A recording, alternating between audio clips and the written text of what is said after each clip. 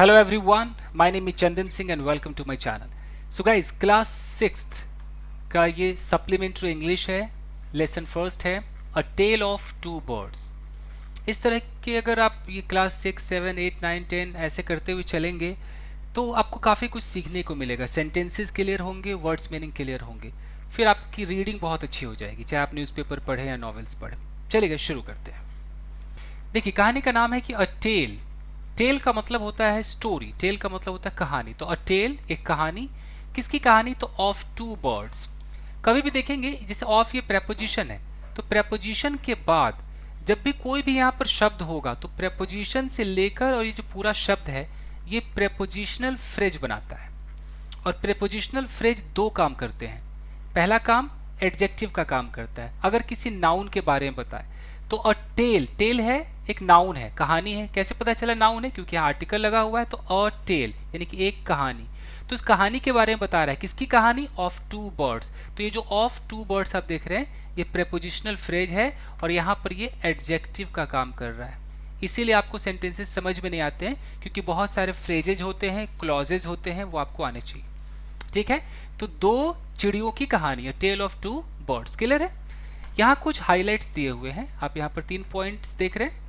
यहाँ लिखा है कि a mother bird and her 2 young ones, यानी कि एक जो पक्षी है वो माँ है और उसके 2 छोटे छोटे बच्चे हैं। 2 यंग वंस का मतलब है कि बोलते हैं ना फर्स्ट वन, सेकेंड वन, उसी तरीके से यंग वंस यानी कि जो उसके छोटे छोटे 2 बच्चे हैं। लिव्ड इन अ फॉरेस्ट, वो एक जंगल में रहते थे। ठीक है, पहला पॉइंट है। लिखा है कि the mother was killed in a storm. तो स्टॉर्म का मतलब होता है तूफान। तो तूफान में उसकी माँ मारी गई। जब भी कोई मारा जाता है तो उसको ऐसी तरीके से वॉज या वर के साथ किल्ड लगाया जाता है, चाहे एक्सीडेंट में मारा जाए, तूफान में मारा जाए, या किसी के द्वारा उसको शूट कर दिया जाए, किल कर दिया जाए, तो ऐसे आएगा कि mother was killed, 5 people were killed, ऐसे। The mother was killed in a storm, एक तूफान में उसकी जो माँ पक्षी जो है वो मारी गई। And the young birds were separated from each other, और जो छोटे छोटे जो बर्ड्स थे वो सेपरेट हो गए, अलग हो गए, फ्रॉम ईच अदर, एक दूसरे से अलग हो गए। फिर लिखा है कि each found a different home. फिर ये जो दोनों पक्षी हैं, जो बच्चे पक्षी हैं, ईच फाउंड, ईच मतलब प्रत्येक को मिला, पाया उसने, अ डिफरेंट होम, दोनों को अपना अपना घर मिला, अलग अलग घर मिला। तो आगे की कहानी उसी पर आधारित है। देखते हैं guys. There once lived a bird. पहले तो यहीं तक देख लीजिए, ये कहने का स्टाइल होता है, सेंटेंस की शुरुआत देयर से होती है। देयर का मतलब जरूरी नहीं कि वहाँ ही हो, ऐसा नहीं है। मैं बोलूँ कि देयर इज अ गर्ल, इसका मतलब है कि एक लड़की है, जरूरी नहीं कि वहाँ एक लड़की है। अगर वहाँ एक लड़की है तो there is a girl there, 2 बार देयर लगाना पड़ेगा। तो there once lived a bird, यानी कि एक बार की बात है कि एक पक्षी रहती थी। And her 2 new born babies, और उसके 2 नए नए जो जन्मे बच्चे थे वो रहते थे। इन अ फॉरेस्ट, एक जंगल में रहते थे। पास्ट टेंस का अच्छा इस्तेमाल है, अगर आप टेंस जानते हैं तो देखिए। दे had a nest in a toll Shady tree. पहले यहां तक देखते हैं। दे हैड अ नेस्ट, कैसे? ये पता है हैड क्या है? ये है पास्ट का पोजेशन। जैसे कि मेरे पास एक कार थी तो आई हैड अ कार, उसी तरीके से दे हैड अ नेस्ट, उनके पास एक घोंसला था। इन अ, किसमें घोंसला था? तो इन प्रेपोजिशन लगा है। टॉल शेडी ट्री, पेड़ के बारे में यहाँ पर क्वालिटी बताई जा रही। कैसा पेड़ था? तो टॉल था, लंबा था। कैसा था? शेडी था, छायादार वाला पेड़ था। तो उस पेड़ में कभी भी इन द ट्री होता है। ऑन द ट्री का मतलब हो जाएगा कि एकदम उसके टॉप पर आप आएंगे तब ऑन द ट्री होगा। अगर उस पेड़ के अंदर ब्रांचेस पे कहीं बैठे हुए तो सब इन द ट्री होता है। हालांकि ऑन द ब्रांच कह सकते हैं, बट इन द ट्री बोला जाता है। तो they had a nest in a tall shady tree and there the mother bird took care of her little ones day and night. Past tense का अच्छा इस्तेमाल है।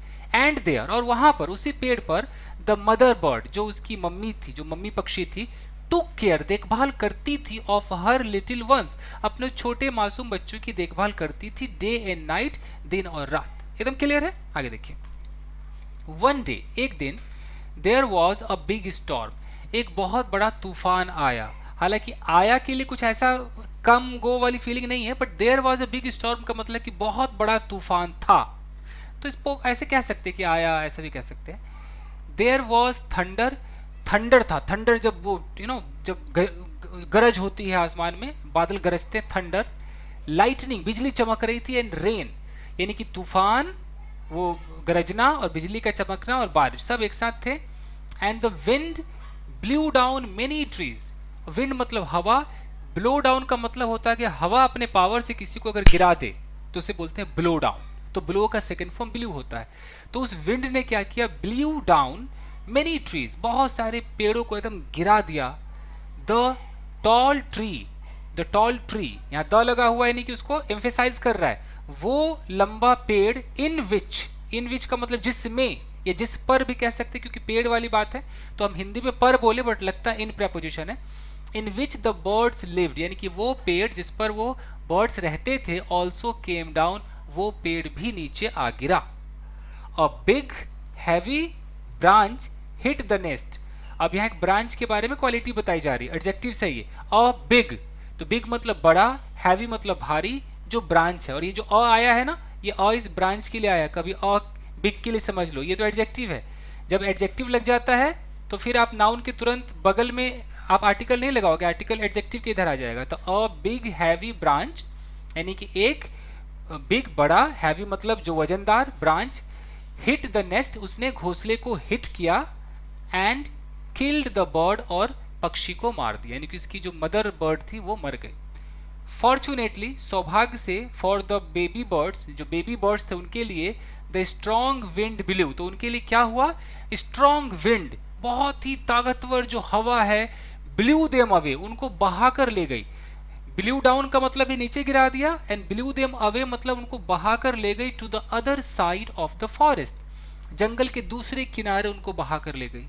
One of them came down near a cave, देखिए one of them यानी कि उनमें से एक, उसको बोलते हैं one of them. One of those boys, उन लड़कों में से एक। वन ऑफ माई फ्रेंड्स, मेरे दोस्तों में से एक। तो one of them came down near a cave, तो उनमें से जो एक पक्षी था वो नीचे आ गिरा, नियर अ केव, एक गुफा के पास। वेयर, अब ये वेयर क्या दिखा रहा है, लोकेशन के बारे में कह रहा है, जहां, यहाँ वेयर का मतलब कहाँ नहीं है, जहां है।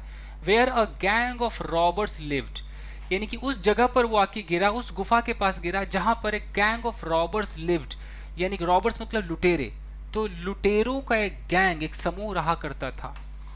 द अदर लैंडेड आउटसाइड अ ऋषिज आश्रम, दूसरा जो है वो कहां पर गिरा, आउटसाइड अ ऋषिज आश्रम, एक ऋषि का आश्रम था उसके बाहर गिरा। अ लिटिल डिस्टेंस अवे, थोड़े से दूरी पर गिरा।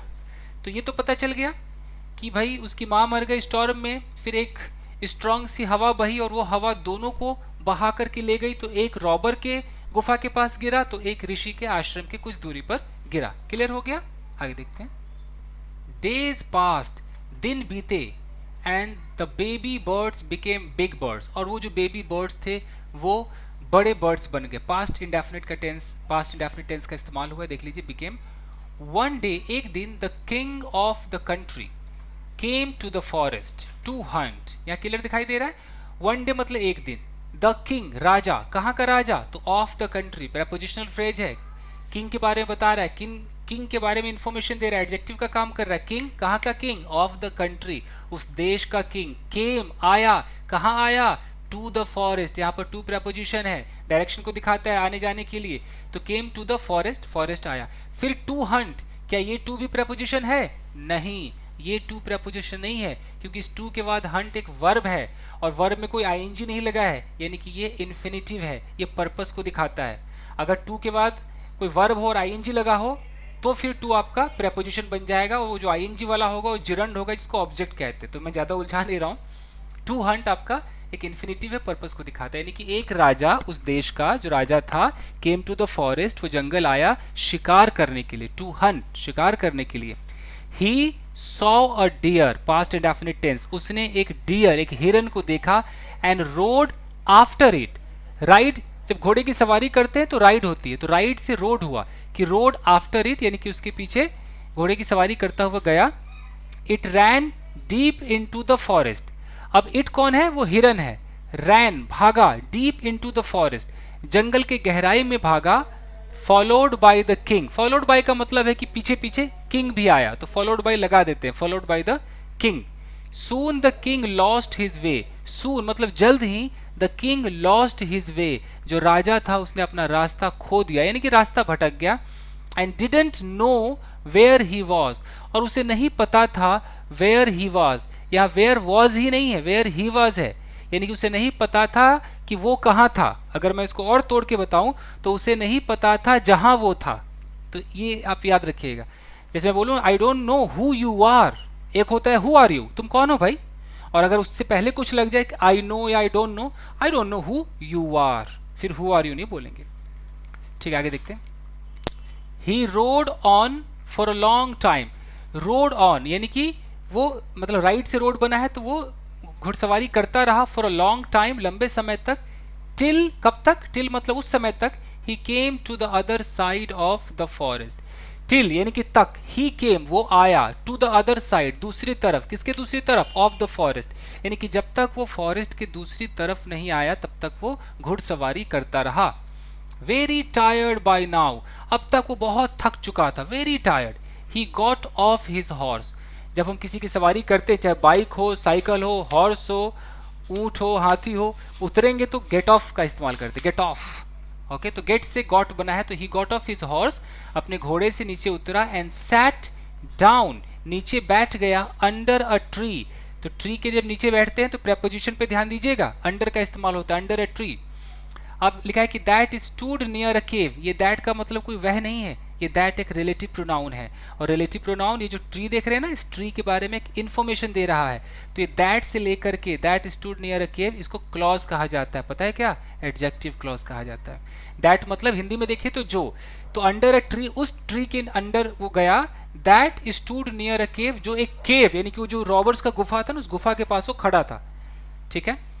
Suddenly he heard a voice cry out, अचानक उसने सुना, ही हर्ड उसने सुना, हर्ड अ वॉइस एक आवाज, क्राई आउट यानी कि एक आवाज बाहर आ रही थी, मतलब जोर जोर से बोल रही थी, क्विक हरी अप, जल्दी करो फटाफट करो, there is someone under the tree, कोई पेड़ के नीचे है, फटाफट करो, come and take his jewels, आओ और इसके ज्वेल्स यानी कि इस पे जो ज्वेलरी पहनी है वो ज्वेल्स ले लो, एंड हिज हॉर्स इसके घोड़े को ले लो, आओ हरी, और एल्स हिल स्लिप अवे, जल्दी आओ, और एल्स का मतलब है अन्यथा, नहीं तो, हिल यानी कि ही विल, स्लिप अवे ये फ्रेजल वर्ब है, स्लिप अवे इसका मतलब होता है बिना बताए निकल लेना, चुपके से खिसक जाना, नहीं तो खिसक जाएगा, निकल जाएगा। द किंग वॉज अमेज्ड, यहाँ अमेज्ड का मतलब है सरप्राइज्ड, किंग जो है बड़ा ही सरप्राइज्ड था, अमेज्ड था, चकित था। ही लुक्ड अप, उसने ऊपर देखा, लुक आपका वर्ब है, अप क्या है, ये आपका एडवर्ब हो गया, तो ही लुक्ड अप इसने ऊपर देखा, and saw a big brown bird, और देखा एक बड़े ब्राउन चिड़िया को, पक्षी को, ऑन द ट्री पेड़ पर, under which, on the tree मतलब उसके ऊपर, ऑन द ट्री उसके क्राउन पर, अंडर विच जिसके नीचे, ही वॉज सिटिंग यानी कि उस पेड़ के ऊपर देखा जिसके नीचे वो बैठा था। ही ऑल्सो हर्ड उसने ये भी सुना, ही ऑल्सो हर्ड फेंट नॉइजेस, फेंट का मतलब होता है बेहोश, बेहोश वाला कोई नॉइजेस होगा, issuing from the cave, issue का मतलब होता है निकलना, तो इशू हो रहा था फ्रॉम द केव, उस गुफा से कुछ फेंट नॉइजेस आ रहे थे। He quickly got on to his horse, he quickly got on, get on से बना गॉट ऑन, गेट ऑन का मतलब होता है चढ़ जाना, जैसे get on the bike, get on the bus, so get on to his horse अपने घोड़े पर आया, and rode away as fast as he could, और रोड अवे यानी कि घुड़सवारी करता हुआ चला गया, as fast as he could उतनी जल्दी वहां से निकला जितना वो कर सकता था। ओके, यहाँ तक क्लियर है, चलिए आगे देखते हैं। चलिए यहाँ पर फिर 3 पॉइंट्स दिए हैं कि the king was amazed, king जो था वो चकित था, to hear a similar voice again, दोबारा उसने कोई आवाज सुनी उसके लिए चकित था, आगे हम पढ़ेंगे इसमें। ही केम टू नो यानी कि उसे पता चला, कम टू नो का मतलब होता है पता चलना, तो he came to know the bird's true story, उस चिड़ियों की, उस जो पक्षी था उसकी ट्रू कहानी पता चली। ही मेट द ऋषि, वो ऋषि से मिला, who explain the behaviour of each bird, जिसने उन दोनों बर्ड के बिहेवियर को एक्सप्लेन किया। अब हम इसमें पढ़ेंगे, तो हाईलाइट्स पहले ही मिल गए आपको। सून जल्द ही came to a clearing, soon he came to a clearing, clearing का मतलब होता है कि जब उस फॉरेस्ट से निकल गया तो सब कुछ जब क्लियर था, जब पेड़ पौधे ज़्यादा नहीं होंगे तो उसे क्लियरिंग कहते, तो उस क्लियरिंग पर आ गया, विच लुक्ड लाइक एन आश्रम, जो कि दिखता था कि आश्रम की तरह, इट वॉज द ऋषिज आश्रम, यह ऋषि का आश्रम था। The king tied his horse, past indefinite tense है कि राजा ने बांध दिया अपने घोड़े को, टू अ ट्री एक पेड़ से, तो देखिए प्रेपोजिशन पे ध्यान दीजिएगा। टाई, अगर हम किसी चीज को किसी चीज से बांधेंगे, घोड़े को बांध दिया तो पेड़ से, तो टू का इस्तेमाल हुआ है, तो ये सब रट लीजिए।